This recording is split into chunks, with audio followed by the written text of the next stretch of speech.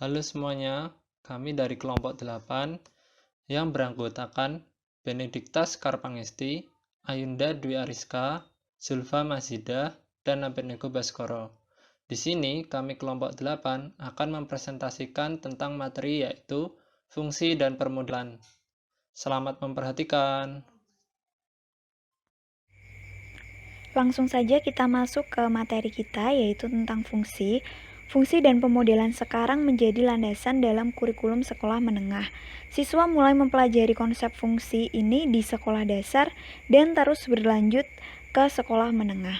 Untuk itu, kita sebagai calon guru juga harus memahami konsep dari fungsi itu sendiri. Pada bab ini kita akan mempelajari sedikit evolusi fungsi, bagaimana mereka digunakan untuk memodelkan masalah praktis, bagaimana masalah praktis itu diselesaikan, dan kita akan membahas pula tentang fungsi inverse. Yang pertama kita akan membahas gambaran historis dari fungsi. Saat Anda mengirim paket melalui kantor pos, ongkos kirim yang Anda bayarkan tergantung pada beratnya. Saat Anda membuka keran, jumlah air yang mengalir keluar per detik bergantung pada seberapa banyak Anda membuka katup. Secara historis, ketika kita memiliki dua variabel y dan x, katakanlah y bergantung pada x, maka kita akan mengatakan bahwa y adalah fungsi dari x. Kita menyebut x sebagai variabel bebas dan y sebagai variabel terikat. Fungsi saat ini. Agar y menjadi fungsi dari x, dengan setiap x dipertimbangkan, seseorang harus memasangkan satu dan hanya satu y. Jadi, jika Anda memiliki persamaan y sama dengan x kuadrat, y adalah fungsi dari x. Karena dengan setiap x, kita dapat memasangkan satu dan hanya satu y, yaitu x kuadrat. Sebaliknya, jika kita memiliki persamaan y sama dengan plus minus akar x, maka y tidak fungsi dari x, karena jika kita ambil x sama dengan 9, akan ada dua nilai y, yaitu y sama dengan 3 dan y sama dengan min 3. Untuk memperjelas pemahaman kita akan membahas contoh 9.1. Kita akan melempar dadu 3 kali dan mencatat hasilnya. Kami akan membiarkan x menjadi gulungan atau daftar nomor, dan y menjadi hasil dari gulungan tersebut. Buatlah fungsi seperti itu. Solusinya, misalkan pada 3 lemparan pertama, kita mendapatkan angka 3, 5, dan 2. Kemudian, kita memasangkan x sama dengan 1 dengan y sama dengan 3, x sama dengan 2 dengan y sama dengan 5, dan x sama dengan 3 dengan y sama dengan 2. Kita memasangkan setiap x dengan 1y, dan y adalah fungsi dari x. Dalam hal ini, tidak ada ketergantungan y pada x. Hasilnya, y, dadu yang jatuh adalah acak. Jika orang lain melempar dadu, seseorang mungkin mendapatkan fungsi yang berbeda, karena kemungkinan besar nilai y akan berbeda. Namun, karena kita memasangkan setiap x 1 dan hanya 1y, y baru akan tetap menjadi fungsi dari x, meskipun fungsinya berbeda. Kita masih menyebut x sebagai variabel bebas dan y sebagai variabel terikat. Selanjutnya, fungsi gagasan yang lebih umum. Jika A dan B adalah himpunan apapun, maka fungsi f dari A ke B adalah aturan yang memasangkan setiap elemen x dari himpunan A, satu dan hanya satu elemen y dari himpunan B. Elemen y terkait dengan x disebut bayangan x di bawah f dan dilambangkan dengan fx. A disebut domain fungsi, dan himpunan gambar dari nilai domain disebut rentang. Untuk memperjelas, kita akan membahas contoh 9.7. Perhatikan persamaan y sama dengan 1 per x min 1. Apakah y ini fungsi dari x?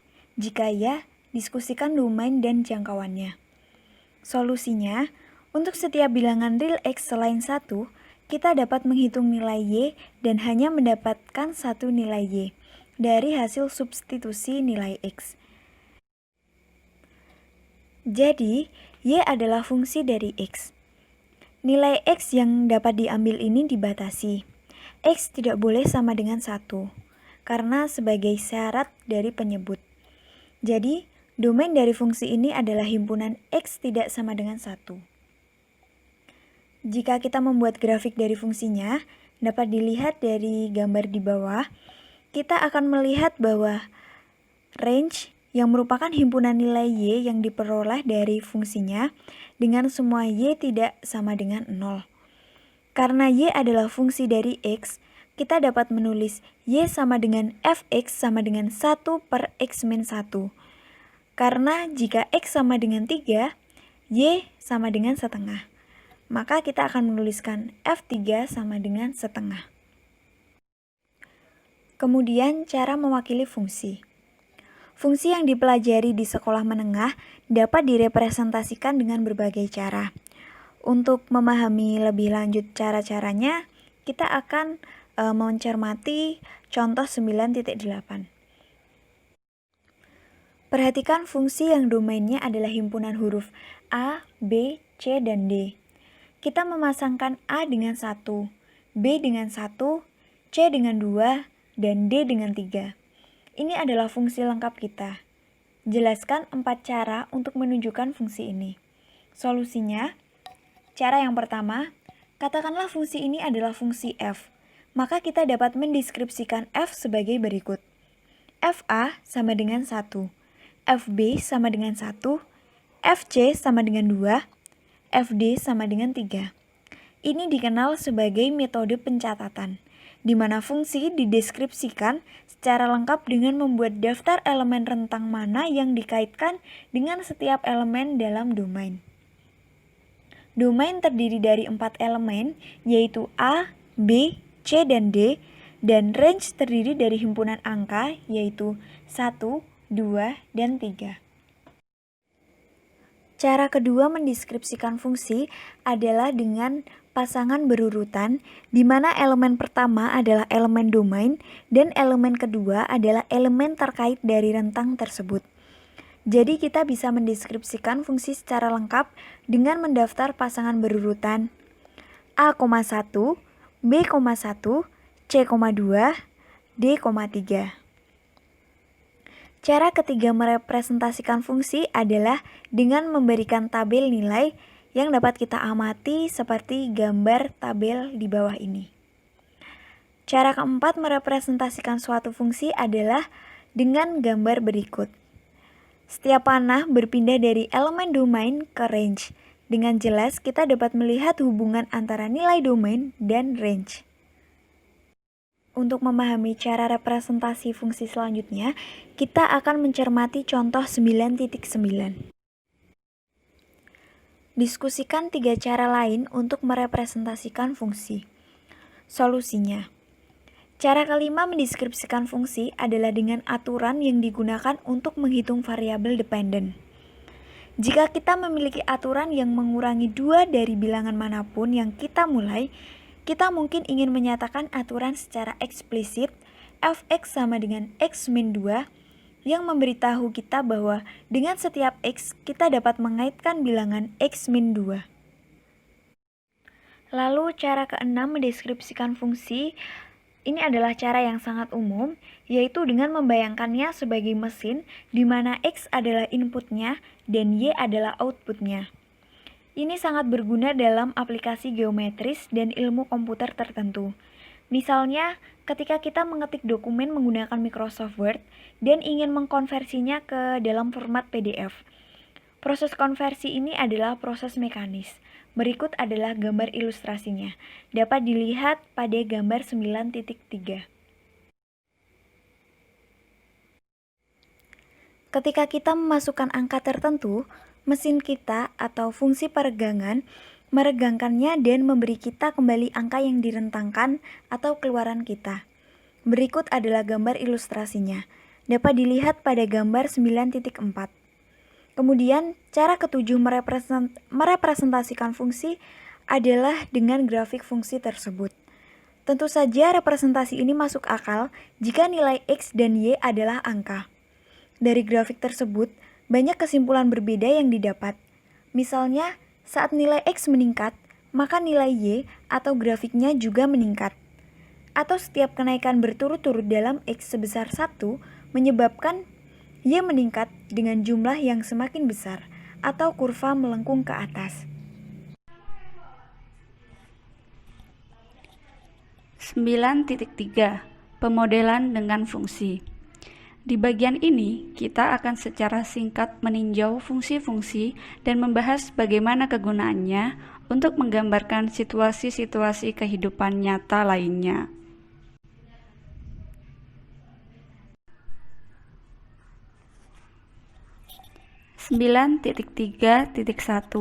Beberapa jenis model.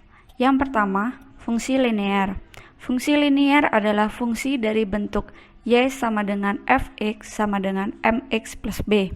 Grafik dari fungsi linear adalah garis lurus, di mana M adalah kemiringan dan B adalah intercept Y. Contoh 9.10. Fungsi linear yang diterapkan pada pegas. Misalkan bahwa kita memiliki pegas yang melekat pada objek yang tak bergerak, dan misalkan bahwa kita menarik pegas keluar sejauh X satuan melampaui panjang awalnya. Jika itu adalah pegas yang kaku, maka orang harus menariknya dengan kekuatan yang lebih. Sedangkan saat pegas tidak begitu kaku, gaya yang dibutuhkan menjadi lebih sedikit.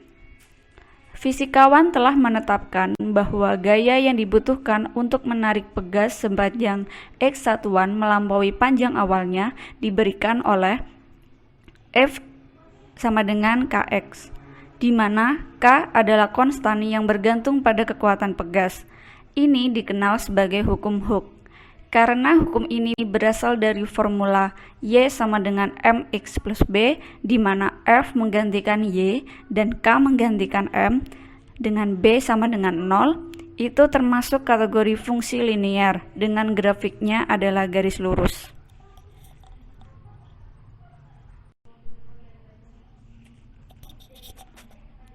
Untuk pegas yang diberikan, didapatkan data sebagai berikut. Perhatikan pada tabel.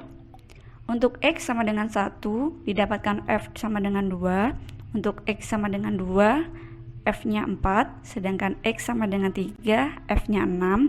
X sama dengan 4, F-nya bernilai 8. Dan yang terakhir, untuk X sama dengan 5, F-nya bernilai 10. Cari fungsi yang sesuai dengan kurva ke data. Solusinya, kita tahu bahwa fungsi linear sesuai dengan data ini, dan fungsinya adalah berbentuk F sama dengan Kx. Kita hanya perlu menemukan nilai K dengan substitusi pasangan X dan nilai F dalam persamaan ini, dan didapatkan bahwa K harus bernilai 2. Itu adalah F sama dengan 2X.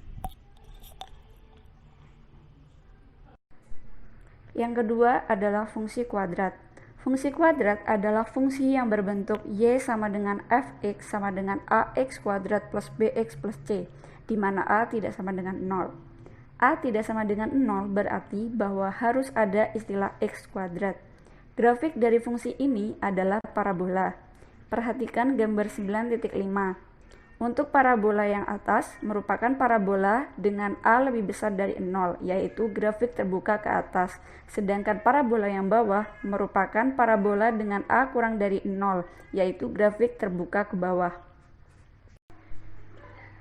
Contoh 9.11. Fungsi kuadrat yang diterapkan pada pemadam kebakaran.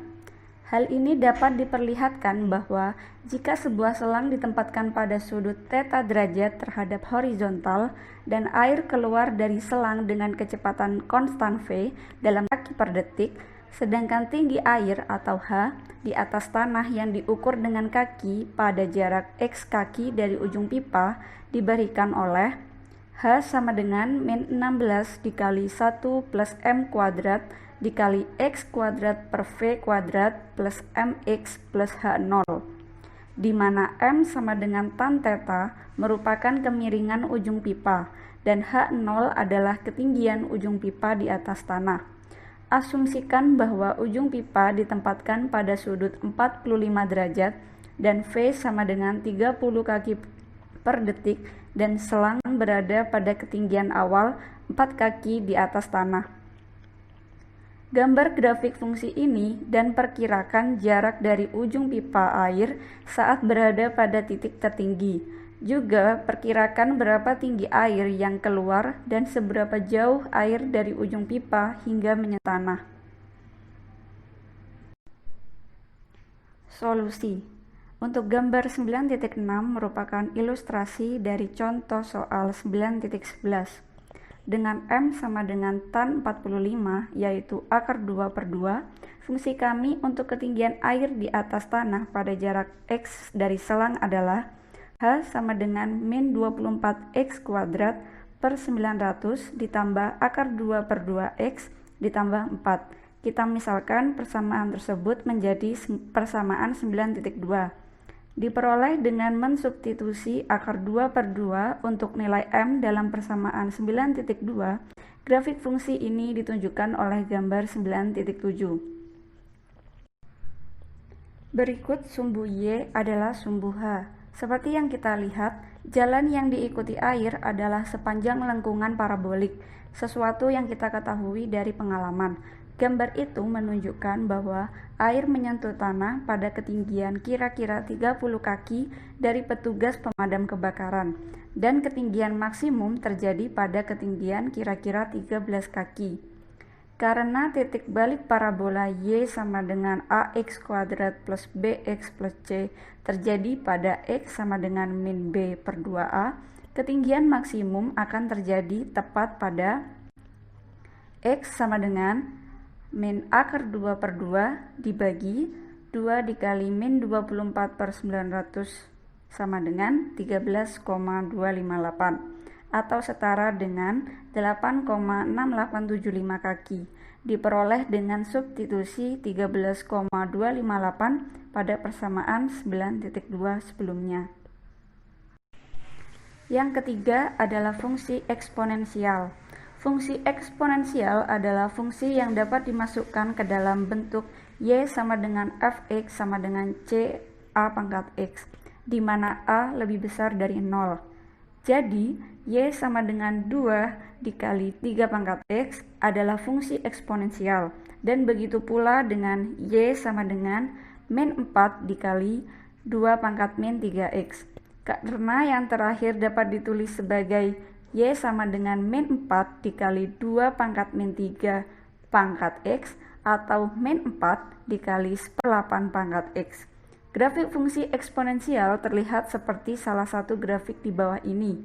Kita melihat bahwa grafik ini naik sangat cepat atau menurun dengan cepat menjadi 0, yang biasanya adalah apa yang kita cari ketika mencoba untuk menyesuaikan kurva dengan fungsi eksponensial, yaitu dijelaskan pada gambar 9.8. Contoh 9.12. Fungsi eksponensial yang diterapkan untuk penentuan tanggal fosil. Jika N0 gram dari unsur radioaktif yang muncul dalam sebuah objek sekarang, kemudian T tahun dari sekarang jumlah N gram yang tersisa dalam objek diberikan oleh N sama dengan N0 dikali E pangkat KT, di mana K adalah konstan yang bergantung pada elemen radioaktif. Bahkan jika dibutuhkan selama T tahun untuk setengah dari unsur radioaktif mengalami pembusukan, kemudian K sama dengan min ln 2 per T. Rumus ini digunakan untuk menentukan tanggal fosil dan lukisan lama, atau yang lainnya. Sudah diketahui bahwa ketika sesuatu yang hidup mati, karbon radioaktif C14 dalam tubuhnya atau sesuatu yang semua makhluk hidup miliki mulai membusuk. Diketahui juga bahwa setengah kehidupan karbon 14 adalah 5.730 tahun. A. Katakanlah suatu benda yang berisi 100 gram karbon radioaktif 14 mati. Berapa persentase karbon radioaktif akan tetap selama 500 tahun? B. Sebuah fosil ditemukan dan dengan menggunakan teknik-teknik yang sudah terkenal dalam ilmu pengetahuan, dipastikan bahwa 20% dari C14 yang semula terdapat pada waktu kematian. Berapa umur fosil itu? Solusi. A. kita menggunakan rumus N sama dengan N0 dikali E pangkat KT dan menggunakan fakta bahwa K sama dengan min ln 2 per 5730 atau nilainya mendekati min 0,00121. Karena kita diberitahu bahwa N0 jumlah awal C14 adalah 100, kita memiliki N sama dengan 100E pangkat min 0,00121 T. Setelah 500 tahun, jumlah gram C14 adalah N sama dengan 100E pangkat min 0,00121 dikali 500 atau nilainya mendekati 54.607 gram. B. Kita mengukur segala sesuatu dari saat kematian fosil, karena saat itulah karbon mulai membusuk. Kami diberitahu bahwa saat ini jumlah C14 yang tersisa adalah 20% dari jumlah asli, atau 0,2 N0. Substitusi ini pada formula, kita akan dapatkan 0,2 N0 sama dengan N0 dikali E pangkat min 0,00121 T. Membagi persamaan ini dengan N0, kita dapatkan bahwa 0,2 sama dengan E pangkat min 0,00121 T. Dan untuk menyelesaikan T, kita dapatkan T yang nilainya mendekati 13.300 tahun, yang memberitahu kita usia fosil tersebut. Yang keempat adalah fungsi polinomial. Fungsi polinomial adalah fungsi dari bentuk f(x) sama dengan a0 ditambah a1x ditambah a2x kuadrat ditambah titik-titik-titik hingga an x pangkat n, di mana n adalah bilangan bulat. Pangkat tertinggi yang ada disebut derajat polinomial. Jadi, f(x) sama dengan x pangkat 3 min 4x kuadrat plus 5 memiliki derajat 3 dan pangkat tertinggi dari x adalah 3. Fungsi kuadrat adalah kasus khusus dari fungsi polinomial dan memiliki derajat kedua. Secara umum, grafik-grafik polinomial yang umumnya memiliki wiggles atau goyangan di dalamnya, tapi memiliki wiggles belum pasti grafik polinomial. Misalnya, f(x) sama dengan x plus sin x atau gx sama dengan cos 2x. Keduanya sama-sama memiliki wiggles di dalamnya, tetapi mereka bukan polinomial. Di bawah ini, kita melihat grafik dari beberapa polinomial yang berbeda, gambar 9.10 hingga gambar 9.11. Untuk gambar 9.9 sendiri merupakan grafik dari persamaan f(x) sama dengan x pangkat 3 min 6x. Sedangkan untuk gambar 9.10 merupakan gambar grafik dari persamaan f min x sama dengan min x plus 2 kuadrat dikali x plus 1 dikali x min 3 kuadrat. Terus untuk gambar 9.11 merupakan grafik dari f(x) sama dengan x pangkat 5. Akhirnya, fungsi adalah fungsi daya jika berasal dari bentuk f(x) sama dengan x pangkat p, di mana p adalah konstan. Di bawah ini kita melihat grafik dari beberapa fungsi daya yang digambar pada set sumbu yang sama, ditunjukkan pada gambar 9.12. Contoh yang telah kami berikan dalam tinjauan singkat kami adalah penerapan praktis yang aktual dan menggambarkan apa yang dikenal sebagai model matematika realitas. Sebuah model matematika hanya representasi matematika dari apa yang kita amati. Sebuah model matematika yang baik adalah salah satu yang menjelaskan apa yang kita amati dan memiliki nilai prediktif dalam arti bahwa kita dapat menggunakannya untuk memberitahu apa yang akan terjadi. 9.3.2 Model mana yang harus digunakan? Untuk melihat hubungan atau korelasi antara dua variabel, dapat digunakan scatter plot. Plot sebar disebut juga grafik sebar atau diagram sebar. Data tersebut berupa kumpulan titik yang masing-masing memiliki nilai satu variabel yang menentukan posisi pada sumbu horizontal, dan variabel lain yang menentukan posisi pada sumbu vertikal. Kita dapat melihat bahwa data pada scatter plot di bawah hampir linear secara sempurna, meski tidak semua data terletak pada satu garis lurus. Tapi, kita dapat menemukan garis yang paling cocok dengan data, yang dikenal sebagai garis regresi. Ketika kita menyesuaikan kurva ke data, kurva yang paling cocok dikenal sebagai kurva regresi. Contoh 9.14. Seseorang menderita diabetes membutuhkan insulin untuk membantu memproses glukosa dalam tubuhnya. Insulin rusak dengan sangat cepat di dalam tubuh, sehingga tujuannya adalah memberikan obat melalui beberapa sistem pengiriman yang melepaskan insulin secara perlahan. Untuk mengetahui seberapa cepat insulin rusak pada tubuh pasien, 20 unit insulin disuntikkan ke dalam tubuh pasien, dan setiap 10 menit darah diambil untuk melihat tingkat insulin.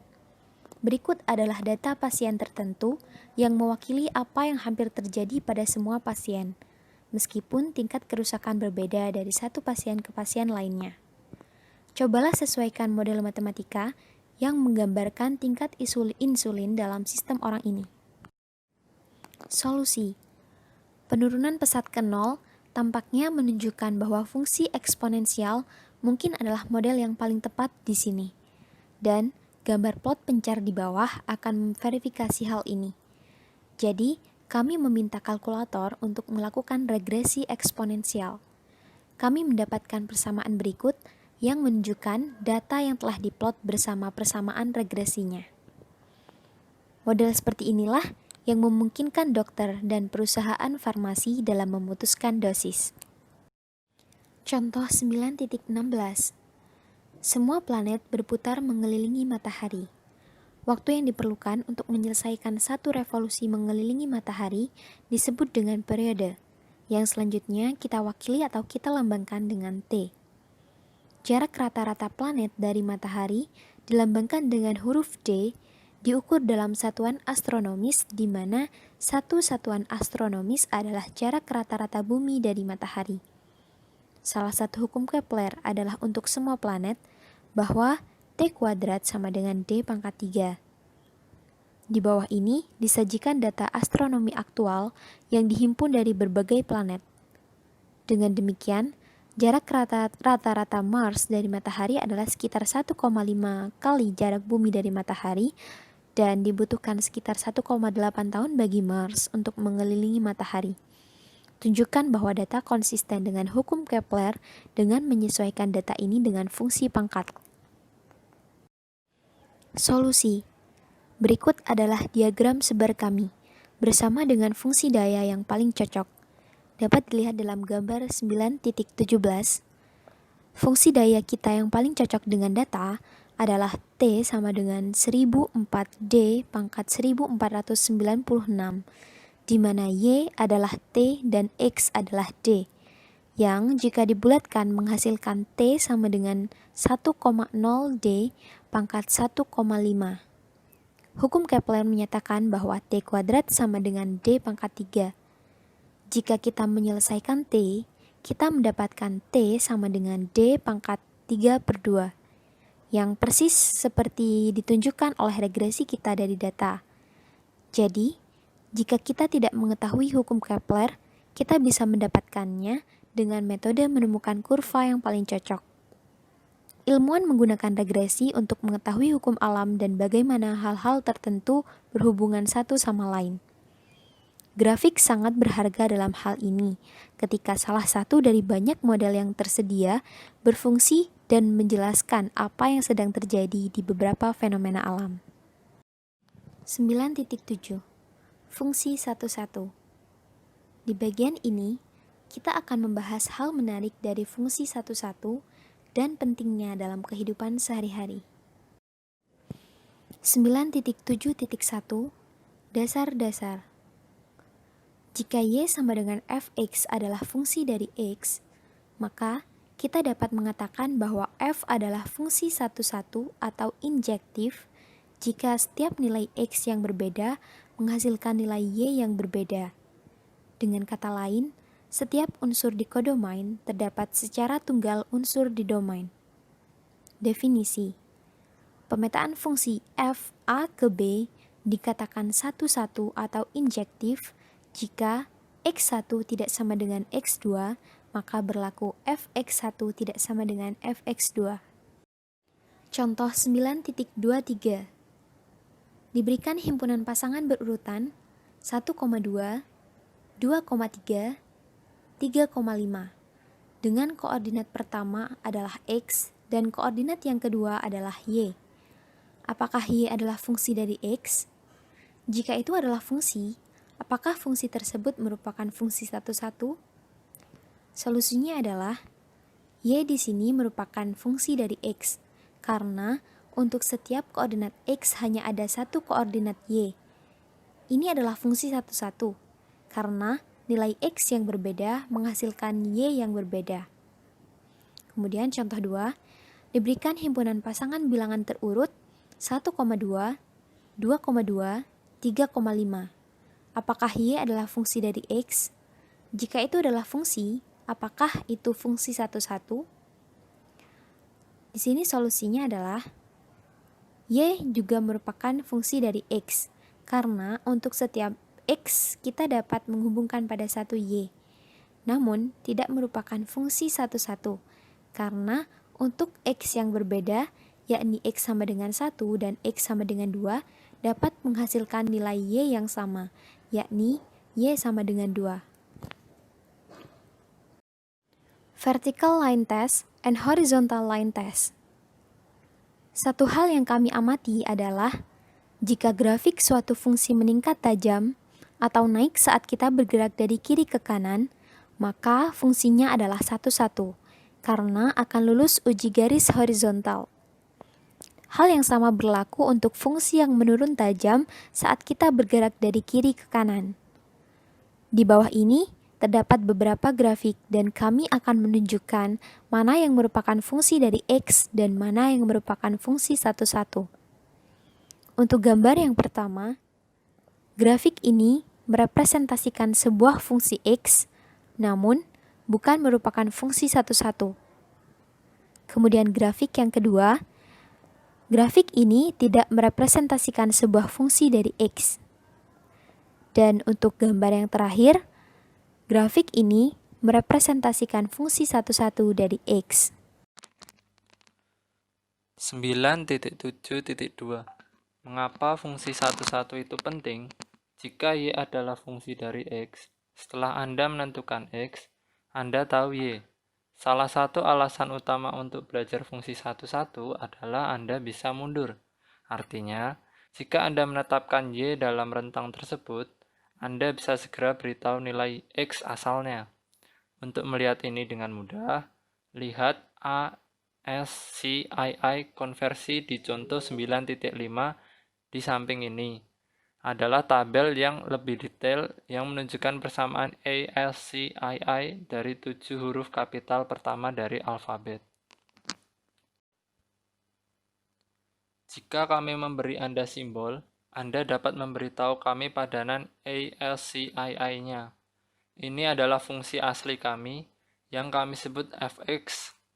Di sini x adalah singkatan dari simbol dan fx nilai ASCII-nya. Sekarang perhatikan bahwa kami bisa sebaliknya. Jika kami memberi Anda ASCII yang setara dengan sebuah simbol, Anda selalu dapat memberitahu kami apa itu simbolnya. Fungsi yang berjalan terbalik seperti ini disebut fungsi inverse. Jika kita memanggil fungsi ini G, maka G seperti tertulis di dalam PPT sama dengan A, dan G seperti ditulis di dalam PPT sama dengan B, dan seterusnya. Sebagai contoh lain, di bab 2 kami berbicara tentang proses enskripsi di mana file nomor kartu kredit diinskripsi sehingga tidak dapat diuraikan. Fungsi kebalikannya adalah fungsi deskripsi mesin yang mengembalikan nomor transkripsi Anda ke bentuk tidak transkripsi. Kami yakin Anda setuju tentang pentingnya fungsi deskripsi. Maksud kami adalah apapun yang dicapai oleh suatu fungsi dibatalkan oleh fungsi kebalikannya. Membiarkan argumen asli tidak diubah. Ini biasanya dinyatakan secara abstrak di sekolah menengah sebagai f fungsi inverse dari fx untuk sama dengan x.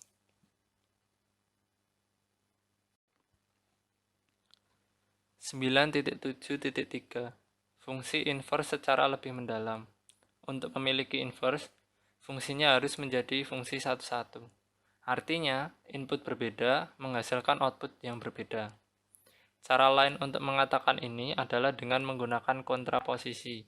Artinya, jika keluarannya sama, maka masukannya juga harus sama. Pada notasi fungsi, fungsi y sama dengan fx adalah 1,1. Saat fb sama dengan fa, maka b sama dengan a. Contoh 9.25. Tunjukkan fx sama dengan x pangkat 4, bukan fungsi 1,1. Solusi. Kami mencoba untuk melihat apakah persamaan 9.11 berlaku. Jadi misalkan fb sama dengan fa, jadi b pangkat 4 sama dengan a pangkat 4. Apakah itu berarti b sama dengan a? Tidak. Ambil b sama dengan min 1 dan a sama dengan 1. Dengan nilai-nilai ini, maka fb sama dengan fa. Tapi tentu saja b tidak sama dengan a. Sehingga untuk nilai fx sama dengan x pangkat 4 bukan merupakan fungsi satu-satu. Kami sekarang memperluas penerapan fungsi ke poin x, y di bidang Kartesius. Contoh 9.26. Perhatikan fungsi fxy sama dengan 5x, 6y. Dari titik-titik pada bidang xy ke titik-titik pada bidang pesawat xy, a. Hitung f untuk nilai x2 dan y3, dan f untuk nilai x-1 dan y2. B. Tunjukkan fungsi ini satu-satu. Solusi untuk yang a. F 2,3 sama dengan 5 kali 2, 6 kali 3, yaitu sama dengan 10 dan 18. Demikian pula untuk f-1,2 sama dengan 5 kali min 1, 6 kali 2 sama dengan min 5,12. Untuk B, untuk menunjukkan bahwa fungsi ini satu-satu, kami tidak dapat merujuk ke grafik apapun karena tidak ada grafik. Kita harus menggunakan definisi yang lebih abstrak dari satu-satu, yaitu jika FB sama dengan FA, maka B sama dengan A. Misalkan FB sama dengan FA, andaikan bahwa B dan A adalah pasangan titik-titik yang berurutan. Misalkan B sama dengan R, S, dan A sama dengan T, U. Tujuan kita adalah untuk menunjukkan bahwa B sama dengan A, atau pasangan berurutannya R, S, dan T, U adalah sama. Sekarang dari FB sama dengan FA, dan definisi dari FB dan FA, kita dapatkan bahwa 5R, 6S sama dengan 5T, 6U. Sejak dua dipesan pasangan sama, jika komponennya sama, 5R sama dengan 5T, dan 6S sama dengan 6U. Membagi dua persamaan ini dengan 5 dan 6. Masing-masing kita dapatkan bahwa R sama dengan T, dan S sama dengan U. Jadi pasangan R, S sama dengan T, U, yang artinya B sama dengan A, karena B sama dengan R, S, dan A sama dengan T, U. Karena persamaan 9.11 berlaku, fungsinya adalah fungsi satu-satu. 9.7.4 Menemukan fungsi inverse. Untuk setiap fungsi y sama dengan fx yang merupakan fungsi satu-satu, untuk setiap x hanya ada satu y. Dan untuk setiap y hanya ada satu x asalnya. Aturan yang mengaitkan x dengan y yang diberikan disebut fungsi inverse. Berikut ini contoh menemukan fungsi inverse-nya. Contoh 9.29. Hubungan antara Fahrenheit dan suhu Celcius diberikan oleh F sama dengan 9/5 C plus 32. Tentukan fungsi inversnya. Solusi, kami memecahkan C dalam hal F untuk mendapatkan C sama dengan 5/9 kurung buka F min 32 kurung tutup. Ini adalah fungsi kebalikan kami. Jadi jika suhu Fahrenheit 104 derajat, kita hanya perlu gantikan ini ke dalam persamaan 9.15 untuk mendapatkan C sama dengan 5/9 kurung buka 104 min 32 sama dengan 40 suhu Celciusnya.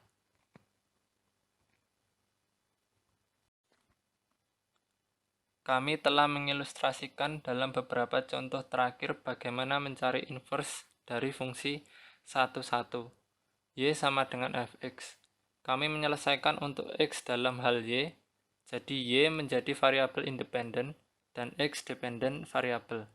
Karena ada pembalikan peran, maka domain dari fungsi inverse adalah range dari fungsi asli dan range dari fungsi inverse adalah domain dari fungsi aslinya. Jika Y sama dengan fx memiliki inverse, kita dapat menunjukkan fungsi inverse dengan X sama dengan f inverse Y jika diinginkan. Notasi ini menekankan bahwa fungsi inverse adalah fungsi dari Y dan bahwa Y sekarang adalah variabel bebas. Mungkin lebih mudah untuk menunjukkan kebalikan dari Y sama dengan fx dengan X sama dengan GY, di mana dipahami bahwa kita memecahkan X dalam suku-suku Y.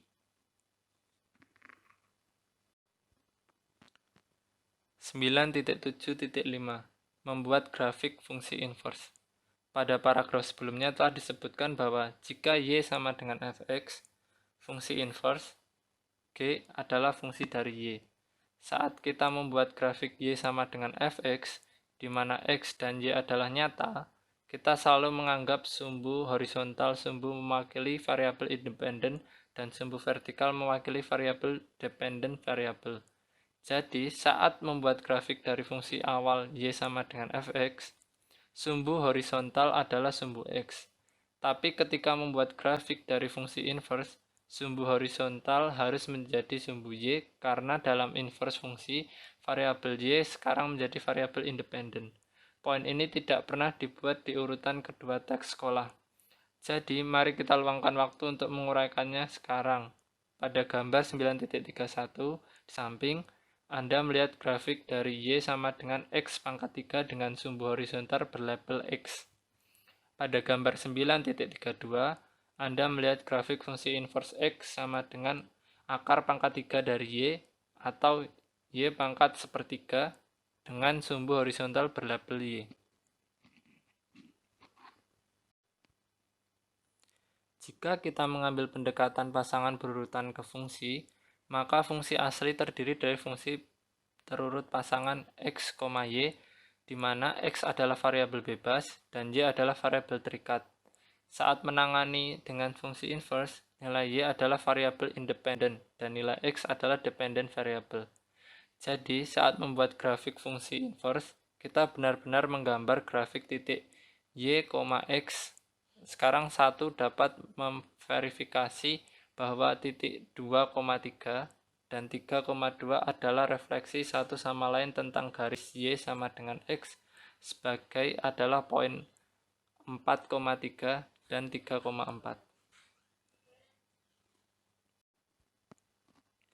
Secara umum, titik X, Y dan Y, X merupakan refleksi satu sama lain tentang garis Y sama dengan X.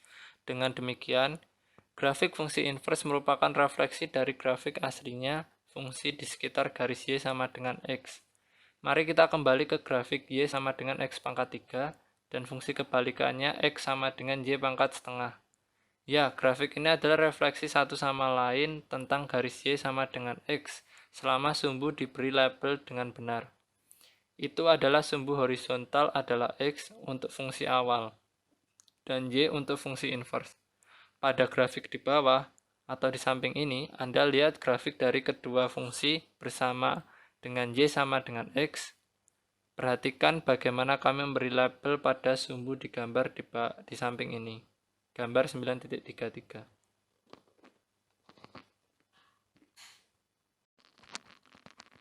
Untuk fungsi aslinya, kita memiliki sumbu X dan Y sebagai sumbu horizontal dan vertikal.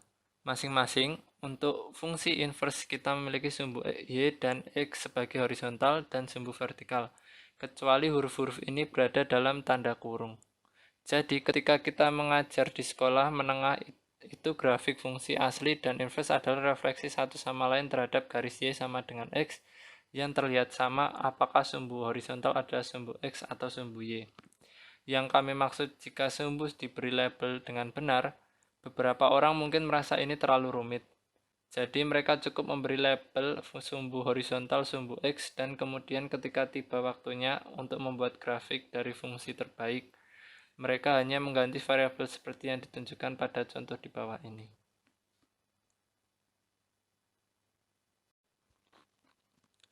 Contoh 9.31.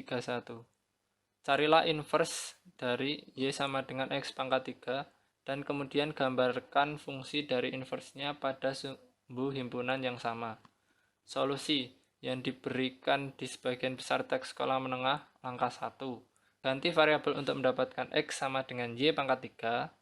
Langkah kedua, selesaikan Y untuk mendapatkan Y sama dengan X sepertiga, atau maksudnya Y sama dengan X pangkat sepertiga. Sekarang grafik keduanya pada sekumpulan sumbu yang sama seperti yang ditunjukkan di bawah, dan kita segera lihat bahwa mereka adalah refleksi satu sama lain tentang garis Y sama dengan X pada gambar 9.34. Kebanyakan orang senang melakukannya dengan cara ini, karena ini mekanis dan membuat intinya. Tapi pikirkan tentang apa yang baru saja kami lakukan. Kami mengganti variabel. Apakah itu masuk akal secara fisik sama sekali?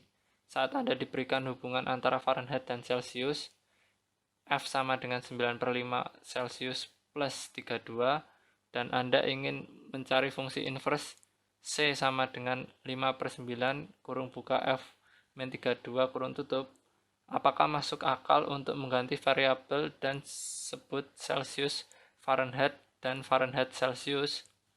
Mereka adalah hal yang sangat berbeda. Jika kamu lakukan, maka alih-alih C sama dengan 5/9 kurung buka F min 32 kurung tutup yang merupakan hubungan yang benar, Anda akan mendapatkan F sama dengan 5/9 kurung buka C min 32 kurung tutup.